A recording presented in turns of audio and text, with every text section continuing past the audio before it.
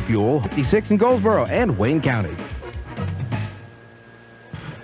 Well, it looks like the cloudy skies we've seen through most of the day will stick with us for the afternoon. It'll stay windy as well, with showers and perhaps some strong thunderstorms likely. It's going to stay warm and humid out, highs about 71 to 76. Tonight, mostly cloudy. We'll have showers and patchy rain ending from the west, mainly after midnight. Lows will drop into the low to mid-40s, and then for Saturday, we'll have a mixture of sunshine and clouds across the area. Should be breezy tomorrow and not nearly as warm. Highs tomorrow 52 to 57. I'm Mike Moss at the Weather Center. Life's an adventure. You never know what's going to pop up around the next corner. Taking drugs, smoking, drinking, that's not adventurous. That's stupid. I'm Jonathan Taylor Thomas, asking you to make the right decisions right now. WGBR.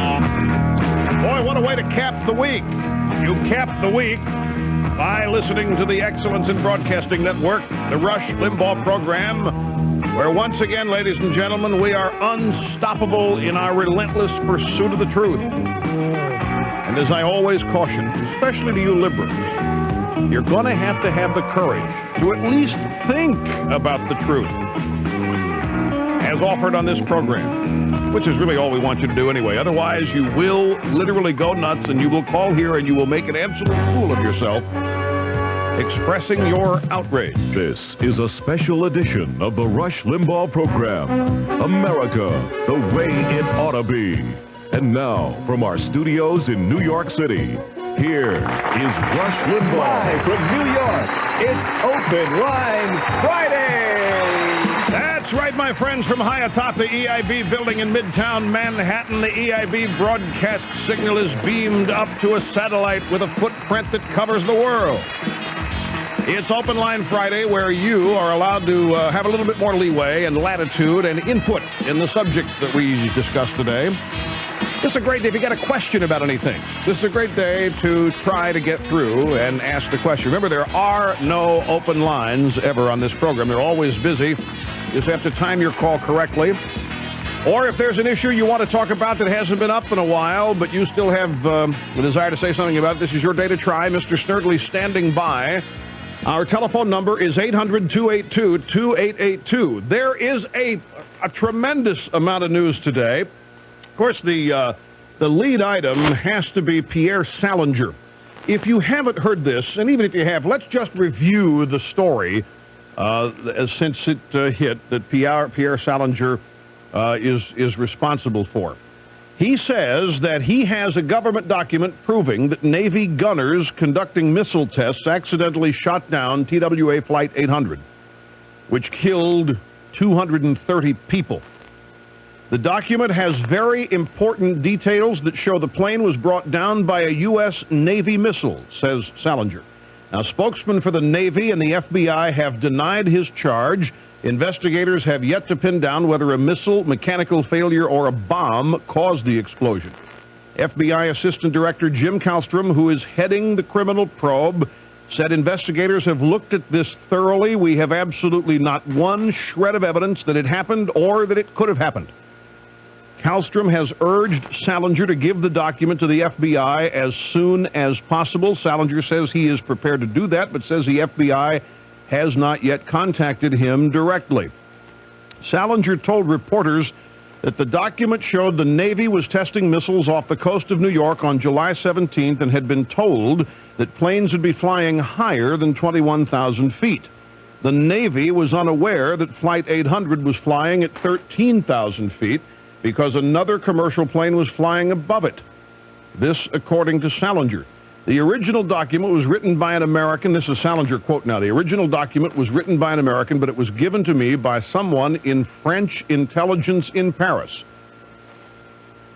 The American was tied to the U.S. Secret Service and has important contacts in the U.S. Navy, but he did not elaborate further.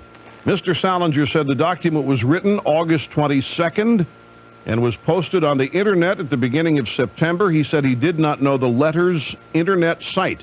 The FBI has received dozens of calls from people claiming to have seen a missile at the time of the explosion. Rumors that the aircraft was shot down by friendly fire also have abounded on the Internet. I've heard stories. In fact, I got a friend out in California who claims he got a call from a United Airlines pilot who the story is running around airline pilot circles that other pilots flying that night in the region saw what they thought was a missile plume streak by them, and that they were scared out of their wits. We also have these 100 eyewitnesses who say they saw something streaking up to the sky and didn't quite know what it was. Lieutenant Commander Rob Newell, a Navy spokesman at the Pentagon, said the Navy's only aircraft in the area at the time of the crash was a P-3 Orion anti-submarine plane, and this does not carry missiles. He said the nearest warship, the USS Normandy, an Aegis-type missile cruiser, was 185 miles to the south, and the Navy spokesman said the Normandy couldn't even see the TWA plane. Now, this is not all. He says, Salinger says, that Lockerbie, the story behind the downing of Pan Am 103, is another lie. Here, Salinger contends that Washington and London knew the Syrians and Iranians were behind it, but blamed it on the Libyans. Pinning it on the Syrians would have complicated efforts to get Damascus to enter peace talks with Israel, like that's really happened anyway. My friends, let me tell you something. I know this document. I know what he's talking about. I've received it probably about 2,000 times myself on the Internet, and at about the time he says he saw it, August 22nd. I mean, it was sent, this might well be the most circulated document on the Internet. I never once mentioned this document to you on the air. I never once quoted from it. In fact, I never once alluded to receiving it. Now, I know other radio hosts, friends of mine, who have read the whole thing on the air. They made the decision to read it saying, hey, it's out there. We may as well show you what's out there. Now, this has long been my problem with the Internet. As Pierre Salinger even admits here, there's no Internet address for the source of this thing. You don't know where it came from. If you get it off the Internet, you just don't know where it came from. Anybody can sit there and make anything up and write it. And I'll tell you, it's persuasive, my friends. I don't have a copy of it. I've deleted all copies of it. I didn't keep it. But I'm sure, I'll bet you if I log on now, I've got thousands of copies of it because it's probably going to be circulated all over the place again now. Now, and by the way, Salinger he's carrying it around with him. He made this these remarks at an airline convention in Nice, and he's got these two pieces of crumpled paper that he says are the document. Now, I've met Pierre Salinger. I met Pierre Salinger in Paris 2 or 3 years ago. I don't know him. I've only met him. Actually, it was the second time too. And he was very nice, very engaging. He's like a lot of liberals from the old school. He says, I don't agree with much of what you say. I sure would love to debate you about some of these things. I said, well, we'll talk about it. I'm not professing here, ladies and gentlemen, to know whether this is accurate or not. And that's been my point all along. Something as explosive as this, no pun intended, I would think that if you're going to report it on a mass media basis, you have got to be damn certain. And I guess we'll find out in due course, hopefully, whether there is any truth or whether it's totally true. The problem is, and it's something that I have been harping on ever since this Internet explosion occurred. There's that word again. I don't mean to be making puns. But I tell you, I'm dubious. I will admit it. I am suspicious. I will admit it because of some of the stuff I get. You don't have to know very much about the Internet to go exploring there and find some of the most outrageous. Hey, look, let me give you an example. I got a bunch of notes in my electronic mailbox today. Rush, have you heard any truth to the rumor that there were 2 Arkansas State troopers on TWA Flight 800, and that this is actually a Bill Clinton conspiracy to take witnesses away from the Paula Jones episode when and if it goes to court? Could you please look into this and comment for us? We'll be listening. Well, my friend, that is something I'm sorry, not going to... I only mention it to you to illustrate the kind of stuff that's out there. And it doesn't take much to get it started. And everybody in print, if they do it right, can sound like an expert and can automatically appear to be credible. Just have to know certain bits of lingo, technical lingo, if you're talking about a particular subject. The pranksters, the practical jokers, the absolute twisted minds that populate the internet make me suspicious. Now, I'm not certain that the document that Pierre Salinger has is indeed the one that I got that was floating around the internet, but I'll tell you, if it is, he's been able to backtrack it more than I was able to, and is obviously convinced that it is the truth and accurate. And I'm not saying it's not. Don't misunderstand. I'm just telling you that, to me, there were far more reasons to doubt it than there were to accept it. Now let's look at the other side, though. Let's say that it is true. Let's take the hypothetical that it is true. If it is true, it's been known for a long time, right? Would you all agree with that? If it's true, it's been known for a long time. Why now? Even in the case of Pierre Salinger, he says he got this thing a couple weeks ago. Why now? Why this week for this to come out? Well, can it be... I mean, if we're going to accept this hypothetically, well, then we have to ask ourselves these questions. Why now? Can it be reasonably stated that there is less political damage possible now than had this come out in August? Had it been confirmed, say, in the middle of September, the middle of October, or the last couple of weeks? I mean, you see how easy it is. Now, you liberals are livid now, aren't you? See how... And I understand why. This is idle speculation, like this memo that was floating around. But it would make perfect sense if it's true, because the President of the United States was out there after the TWA flight went down. He was biting the lower lip, and he was putting on his mourner-in-chief persona, and he's doing it very well, and he's talking about all this increased airport security, and he was appealing to all the soccer moms and everybody who were afraid of flying anyway, and their airplanes blow up for no reason. Nobody has an explanation for it. President Bill Clinton to the rescue, going to make airline travel safe. Now, how would it fly if Bill Clinton's out there making airline travel safe, and you come to learn that the military, under the command of Bill Clinton, accidentally shot down 230 Americans? And then there's Bill Clinton saying, we're going to have more security checks at the airports. People say, well, more security checks at the airport? What are you doing to the military? Well, they wouldn't want that to happen. So, anyway, I offer all of this to you as my reason for not having said anything about it. And I find it interesting. You know, I'm accused routinely of irresponsibility and of craven, cheap theatrics and this sort of thing. And I am explaining to you now why. I tell you, you send me something on the internet, and if it's somebody I don't know, I don't trust it. I think it's the least credible place we've got because of the anonymity that one has on the internet, and as based simply on some of the stuff that I've received myself, I mean, it really is a nest of kooks out there, mixed in with all the other responsible practitioners and utilizers or users of what the internet and the World Wide Web has to offer. Quick break here, folks. We'll be back with other items in the news, plus your phone calls. Telephone number, again, is 800-282-2882, and we will be right back. You're listening to the EIB Network.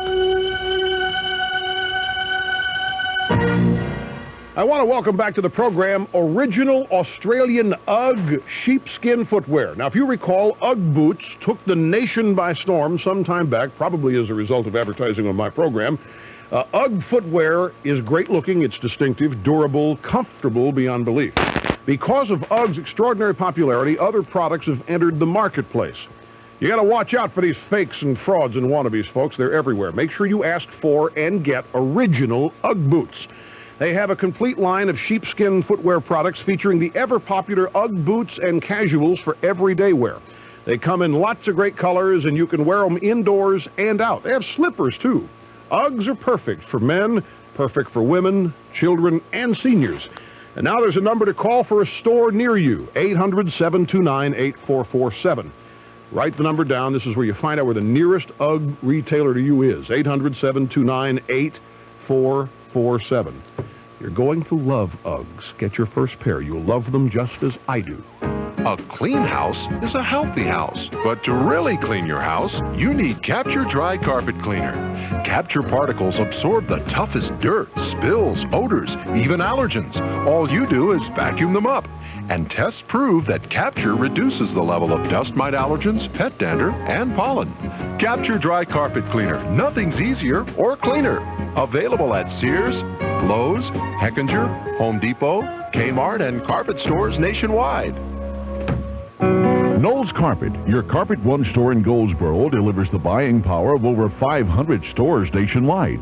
With this comes tremendous savings for you on all your carpet needs. Choose from a variety of brands, styles, and fabric combinations. Knowles also features Karistan Oriental rugs. When you're ready to recarpet, let Knowles Carpet help you save through their association with Carpet One, America's largest carpet retailer. Knowles Carpet, 2311 Way Memorial Drive, Goldsboro. Quality flooring, expertly installed. Price sells cars. And at Leith Chrysler, Jeep, Eagle, Dodge, Isuzu, now's the best time to buy. It's the end of 96 clearance and the introductory of the 97s. Plus, Leith has an overflow of pre-owned cars with over 200 makes and models to choose from. Save now on the sporty utility vehicles like the Jeep and Isuzu, to the Chrysler LHS and Town & Country, to the Dodge Avenger and Eagle Talon, and the affordable Neon. Price sells, and Leith has the numbers to prove it. Leith Chrysler, Jeep, Eagle, Dodge, Isuzu, Highway 70 West, Goldsboro. This is John Lewis of O'Berry & Lewis Insurance. I want to say thanks for the thousands of people who have made our company a success. Since 1927, we have enjoyed serving the insurance needs of families and businesses with consultation, appropriate coverage, and fast, efficient claim service. I invite everyone to find out why so many continue to enjoy the security of insured protection through the many nationally known companies we represent. Call or come by, 200 East Spruce Street, Goldsboro. O'Berry & Lewis. What do you get when you take national and local news, sprinkle in some commentary and conversation, mixed with good music, the Birthday Club, and a regular visit by a crazy old Cajun named Alphonse Fontenot? You get the spontaneous combustion that is the Dave Carter Show. Each Saturday, Dave will bring you the national news you need and local information you can use. And he'll do it all while making you smile and tickling your old funny bone. That's Dave Carter, Saturday mornings, 7 till 9 a.m. on WGBR.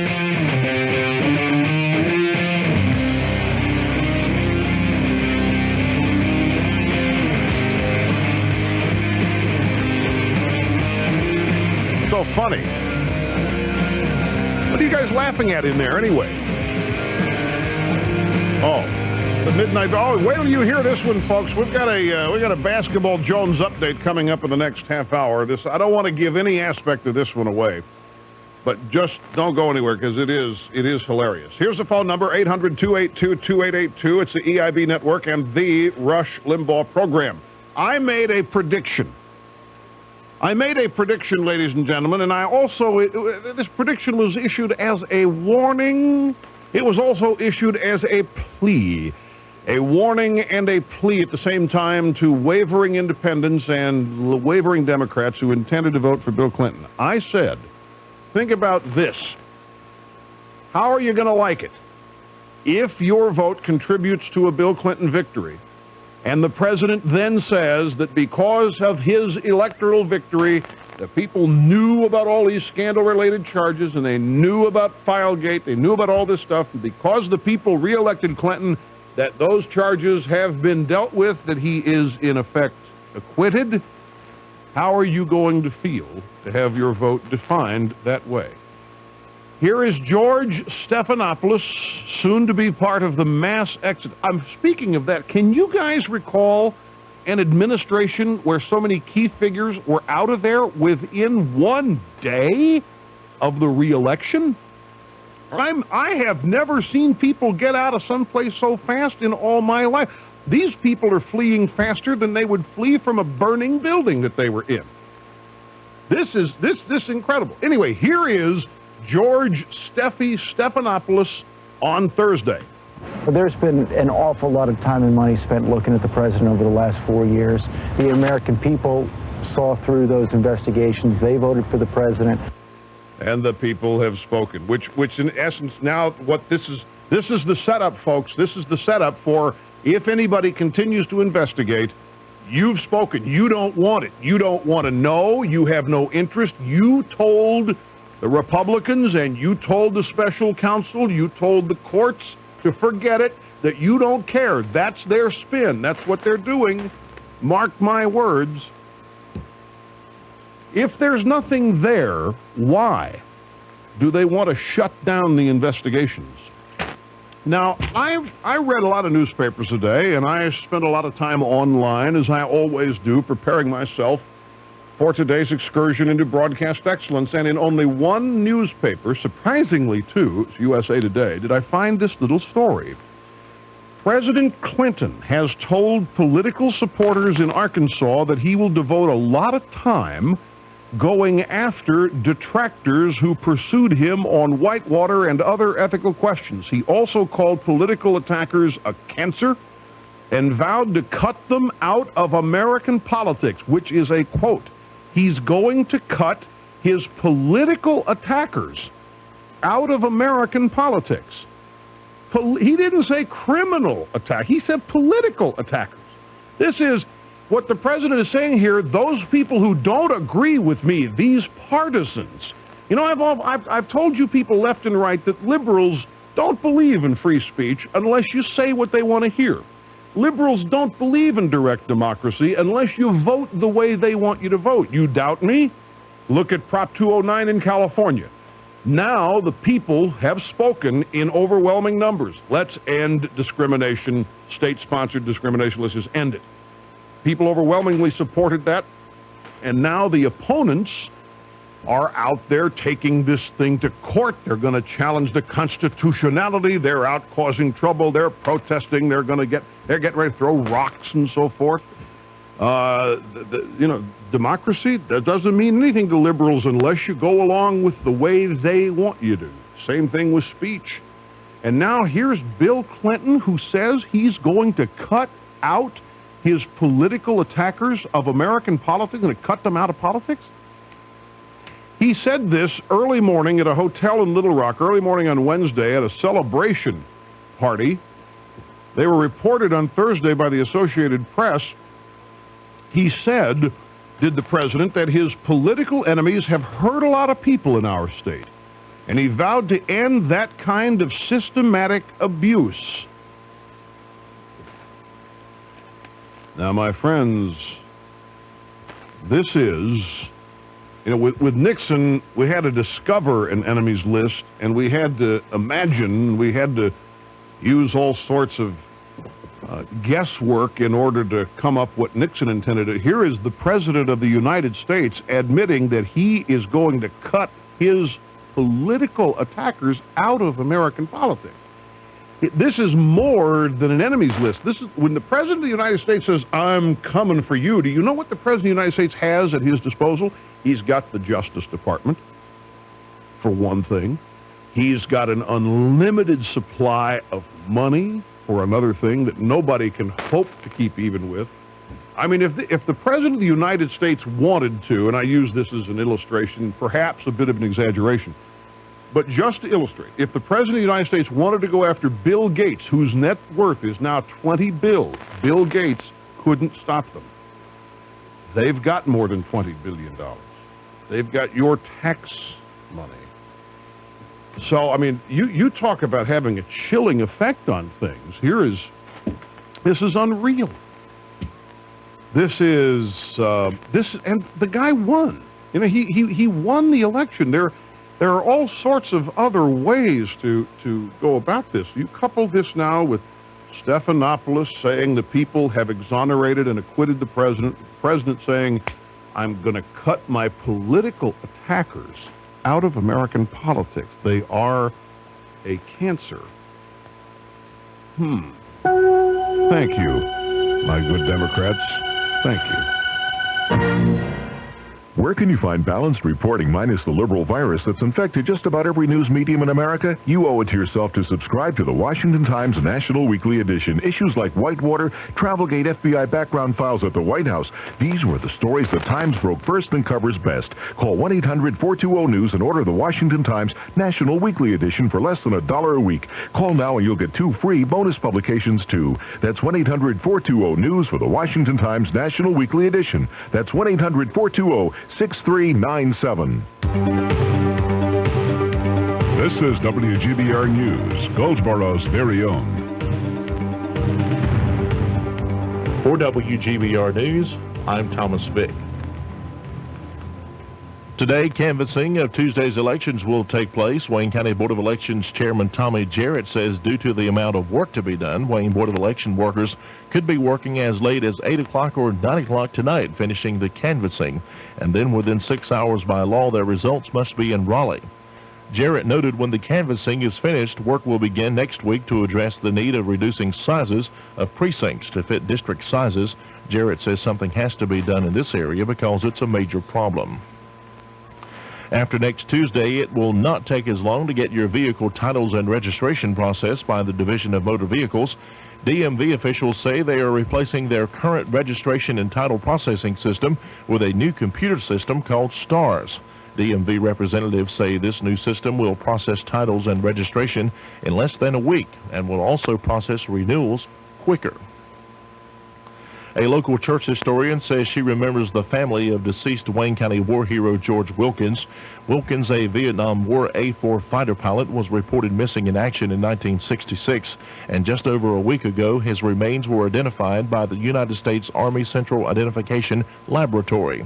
Northview Christian Church historian Maybelle Holmes recalls the grieving of Wilkins' mother, Leola Wilkins, formerly of Goldsboro, after learning of her son's missing in action status. Holmes says Wilkins, a former member of Northview Christian Church and a Salston Road resident, grieved over her son until the day she died in the mid-1980s. Holmes indicated that until the day Leola Wilkins died, she was never told her son was dead. Instead, she was told he was missing in action.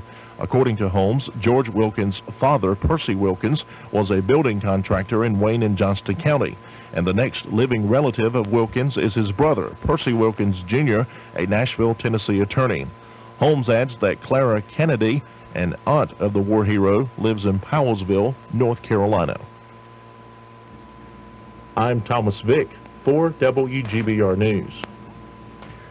Well, we've got a cloudy and windy afternoon ahead of us as a cold front continues to approach from the west. That'll mean more showers and possibly some strong thunderstorms across the area. It's going to remain muggy out, highs about 71 to 76. Tonight we'll have showers and patchy rain tapering off from the west after midnight, lows falling into the low to mid-40s. And for Saturday, it looks like we'll turn variably cloudy. Still kind of breezy tomorrow, turning much cooler as well. Tomorrow's highs 52 to 57. I'm Mike Moss at the Weather Center. Hear what leaders in Goldsboro and Wayne County are talking about on Morning Magazine, Monday through Friday mornings after Rush's morning update at 8:30 on 1150 WGBR. From politics to pets, we keep Wayne County talking on 1150 WGBR, Goldsboro's very own.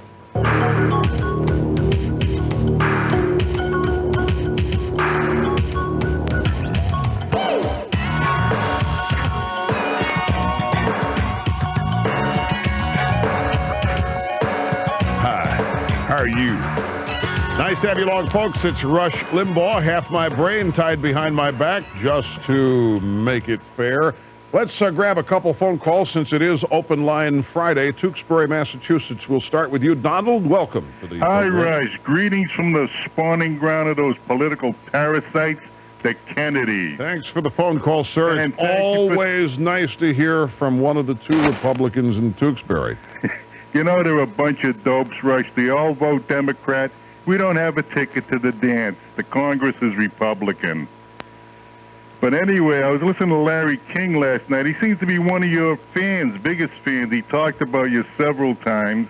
You know, I didn't see the show last night. He's a real bonehead. He was with Ted Koppel. I know. Oh, Charlie Brown there, right? No, Howdy Doody. But yeah, okay. No, we like Koppel. Yeah.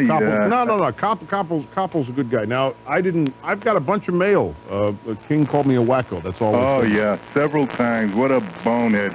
You know, he should talk. He turned his first wife into the tennis player. Wait a second here. So he's got to be... What did he call me a wacko in relation to, Donald? Talk radio. Talk radio. He was talking about the fringe element of talk radio. And he specifically mentioned your name, but he was talking about Cal Thomas. You know what his problem is? He's getting jealous again because I finally blew the whistle on the fact that he never had any audience on his own radio talk show at night, and that's what he didn't like. His audience is sitting in front of him during the show. One or two, three people. All right. Anyway, now your reason for your call is. I just want you to hold the torch high. We can't allow ourselves to back off on these issues with the gate issues. Because if we do, they're going to come after us and say, look... Wait a minute, I don't know what you're talking about. Well, like D'Amato, he ought to keep his mouth shut. They ought to continue the investigations.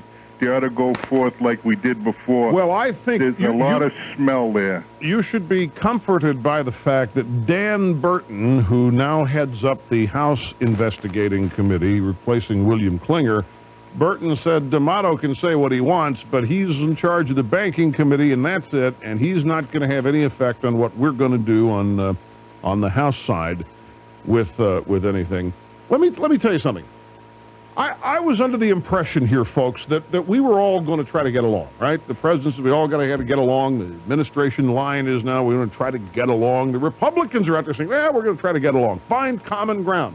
Then Bill Clinton comes out and says that he's going to cut his political attackers out of American life because they're a cancer. Now, that is not getting along. That is not offering an olive branch. I don't know who he's talking about here. But since he doesn't name anybody, everybody is free to assume if they had any criticism of him at all over the past 4 years that he's going to be coming after them. Now, he's already tried with me. He tried to blame the Oklahoma City bombing on me, and it didn't work. He tried to call me a racist at the White House Correspondents' Dinner in 1993, and it didn't work. He's already come after me, and who says he won't continue? But I mean, this is not the way to stave off this new spirit of cooperation. So, Donald, I don't think you have to worry so much about that because this kind of thing, once it spreads around, is just going to invigorate even more. Look, I got a front page story in the Washington Times today that Ron Brown, who is head of the Commerce Department, didn't want any part of John Huang. He was reluctant to say that Hillary Rodham Clinton forced John Huang on Ron Brown. The way the story starts is this. First Lady Hillary Rodham Clinton sought the hiring of Democratic fundraiser John Huang as a top Commerce Department executive despite the objections of Secretary Ron Brown. This is according to the Washington Times. They report it today. Huang was not put there willingly by Ron, said one of several sources familiar with Mr. Huang's 94 appointment. He came by White House directive. They stuck him there under the cloak of diversity. He was not Ron Brown's guy, and his presence caused intense conflict. The source said of the former Arkansas banker and liposuction group official. Now, there's a whole lot that's possible here. Whose reputation are they trying to protect now? Are they trying to protect Ron Brown's reputation all of a sudden? Is this somebody dumping on Hillary? Is this the first of a series of dumps on Hillary now? I mean, Hillary Clinton was in charge of the Commerce Department as well, we're to believe. Hillary Clinton was telling Ron Brown who to hire and what to do with them after they had been hired. Folks, this is juicy stuff. Now, we know that there are a lot of people who want to do anything they could to protect Ron Brown's reputation. Ron Brown's reputation has, shall we say, come under question since this whole John Huang episode grew, because it appears that whoever Huang was working for, he was out, in essence, arranging contributions to the Clinton re-election campaign, and in exchange, assuring people that they would get some consideration, some sort of quid pro quo in terms of economic foreign policy. And Ron Brown is gone. Who's going to protect his reputation? He's not around, and how much, will people extend themselves to protect the reputation of somebody who's passed away? I mean, this is ripe. This is ripe for the potential here. Joe in Selden, Long Island, I'm glad you called. You're next on the Rush Limbaugh program. Hello. Hey, Rush, how you doing? Mega Dittos from Selden, Long Island, sir. Thank you. Thanks very much. I got a question for you, and I'm so excited about getting your insight on this, knowing that you're friends with the speaker, and it's something that's really disappointed some of us. Your focus of your last article, the Limbaugh letter, was liberalism's last gasp. And I have to agree with you on a whole that, more or less the country has become more conservative. But in regards to Speaker Gingrich, if the Speaker in our House and Senate are going to come in 97 looking for this common ground, which, sickens me, to be honest with you, have we really prevailed here, Mr. Limbaugh, or are we just looking to just be nice and appeal to every voter at Generation X's expense? Well, that's what I was talking about yesterday. This is the stated, shall we say, policy now. But, hey, look, this is still what we'd call the post-election cool down, honeymoon, whatever you want to call it. I don't think it's going to take much on either side to get the dander of the other side up. I mean, not to interrupt you, sir, but, back in 94, when they came in, the focus was to implement the contract. Right. And it was exciting. It really was exciting. I felt that, we were going forward here. We were going to make some progress. And now it seems that, the Speaker came in 94 as a lion, and almost as if we're coming in 96 as lambs. As to what you brought up yesterday, as letting, Mr. Clinton, Mr. President, set the agenda is a little frustrating. Is it? Do you feel the same way about that, or what's your I'm not. I'm not really sure. That Joe, that is a good question. I'm not really sure, and I'll tell you why. My biggest concern is that the objectives you and I and a lot of other Americans hold dear actually become accomplished. I'm more concerned that we achieve our goals than we adopt a particular attitude in the process of trying. Right. And if toning down an attitude and making oneself less of a target and less confrontational will help facilitate the achievement of the objective, then I'm all for that. I mean, I believe it was Senator McCain out in Arizona. Are you familiar with him at all? McCain out in Arizona.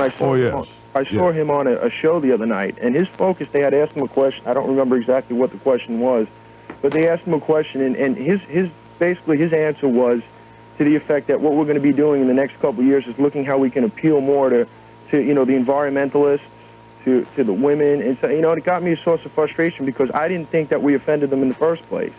I thought that we were, we did a pretty good job in the first place. Well, you got to understand the dynamic that's going on here. And I did not hear McCain say that. I'm not doubting that you heard him. Don't misunderstand.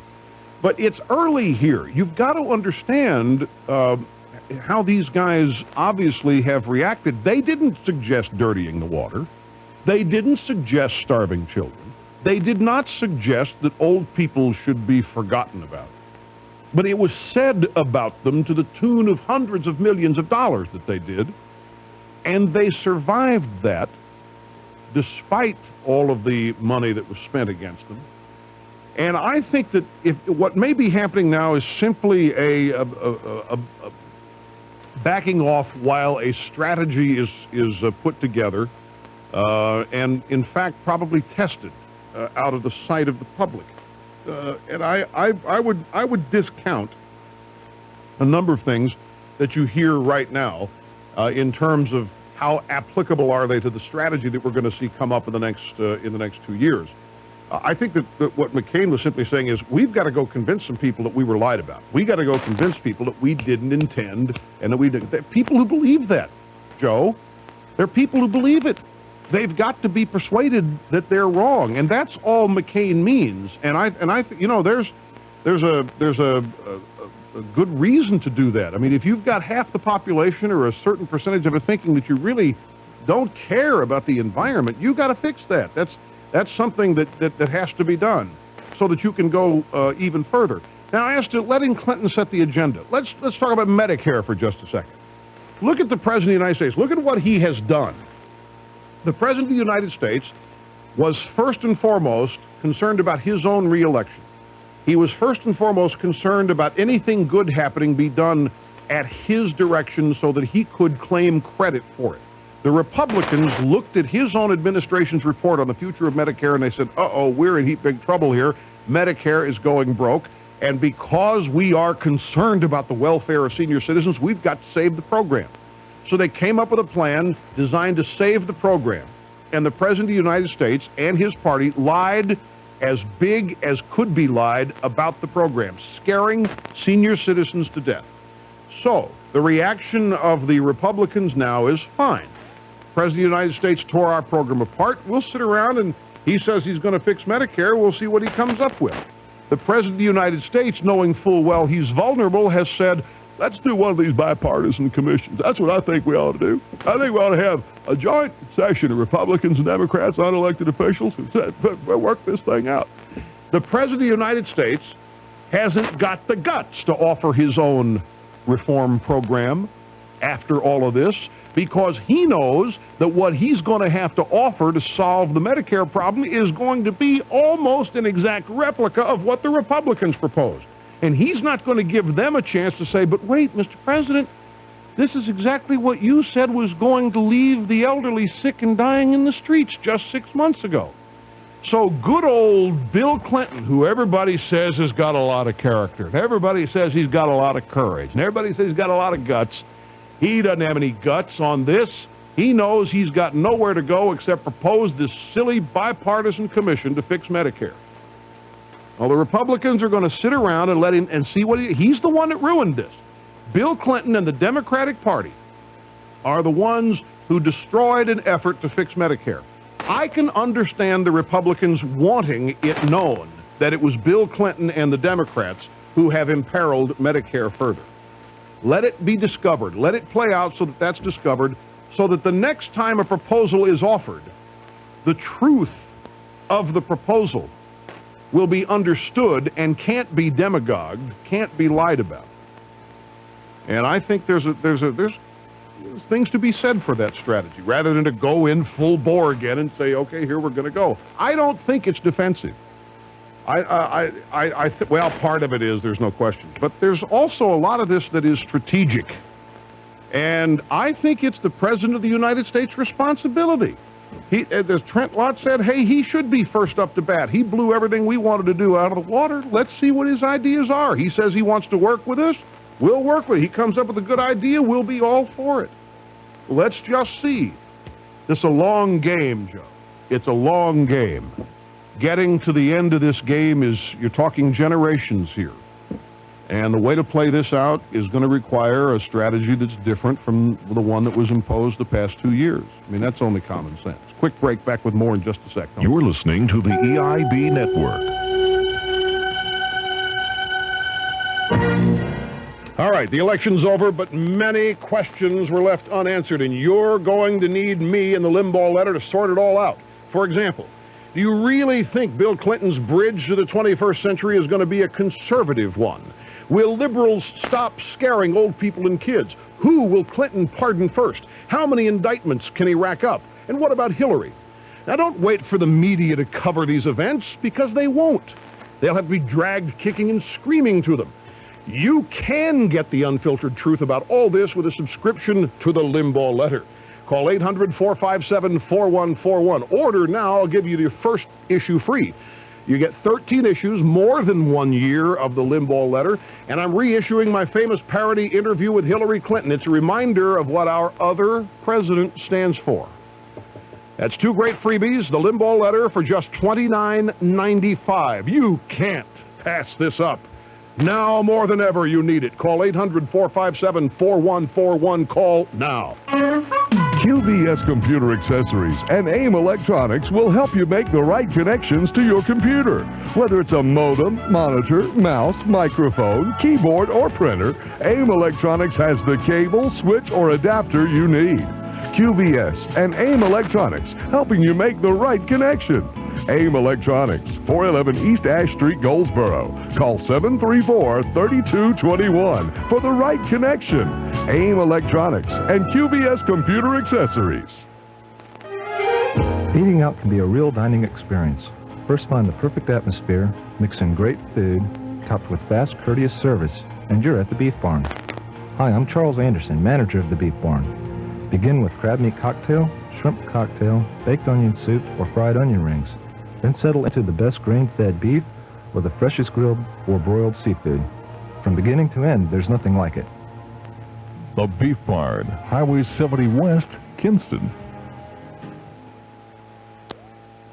Good day, Mr. Phelps. This is a photograph of James Finch Chevrolet. Your mission, should you choose to accept it, is to take your team to James Finch Chevrolet and check out all the new Chevrolet cars and trucks, used cars and program cars and vans. Test drive the new Lumina, Monte Carlo, Corvette, Astro vans, S10 pickups, the Blazers. In fact, check out their entire lineup of new cars. And another thing, Jim, if my sources are correct, and they usually are, I understand James Finch Chevrolet can arrange easy financing and leasing plans. I'm told that James Finch Chevrolet makes it easy to drive a new car or truck. Jim, have your team check out everything, then report back to me.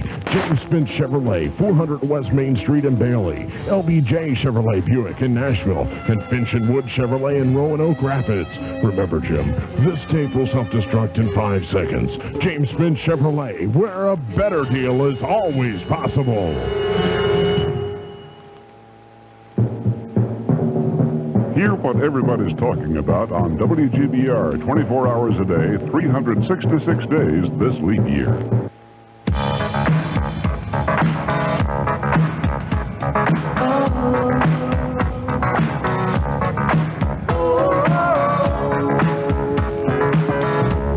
It's Open Line Friday. This is the Rush Limbaugh program where we routinely have more fun than a human being should be allowed to have. I just remarking to Mr. Snerdley, it's amazing we haven't had one phone call about TWA 800, not one. He said not even from a kook, which amazes me. And I said, why do you think this is? He said, look, I'm getting calls from people who still want to get in their 2 cents on the election. Hey, that's fine. That's what Open Line Friday's for. Here's Bill in Thornton, Colorado. Welcome to the program. Rush. Yeah. Rush, it's a thrill to talk to you. Bill. I've been a listener since 1992. Bill. Yes. Thanks for the call. No problem. Listen, I wanted to point out the fact that I know you had predicted, Bo reminded me you had predicted this would be the decade of fraud and deceit. Yes. And the liberals have distorted the Reagan legacy with the fraudulent